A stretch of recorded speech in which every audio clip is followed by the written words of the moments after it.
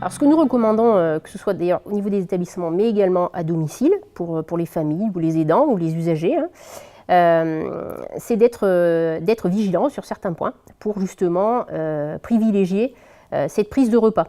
Donc à savoir déjà l'environnement, où on conseille d'être dans un endroit plutôt calme, éviter par exemple certaines musiques, la télévision, la radio.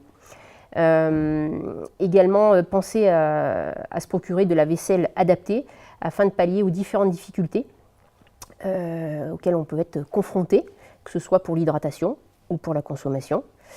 Ça, c'est également très important. Le positionnement du convive, qu'il ait un niveau de confort minimum, on va dire, ou maximum. Par exemple, si la personne a un change, il faut veiller à ce que ce soit fait avant le repas. Ensuite, il y a la luminosité également. Veiller à ce que, par exemple, on ne mette pas le convive en face de la fenêtre avec le soleil qui vienne le perturber. Ça, c'est encore un autre point. Privilégier aussi un rythme assez régulier et un repas qui puisse s'étendre au maximum entre 30 minutes et 3/4 d'heure. Bien prendre le temps de la déglutition et respecter ce moment-là. Également être attentif sur la qualité relationnelle de l'aidant.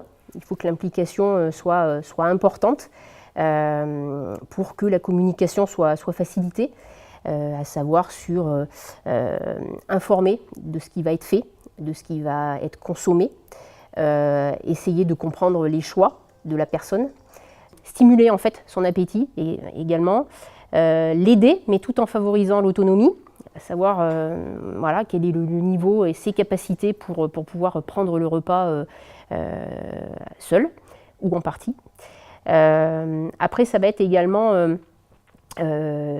surtout la connaissance de ce convive, comment il va arriver à s'exprimer, que ce soit avec une mimique du visage, un son, tourner la tête, pour arriver à mettre en avant justement ses choix, ses goûts, ses envies.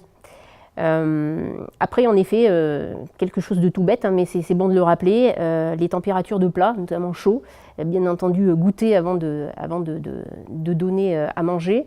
Un autre point également sur lequel il faut être vigilant, il s'agit de l'hydratation.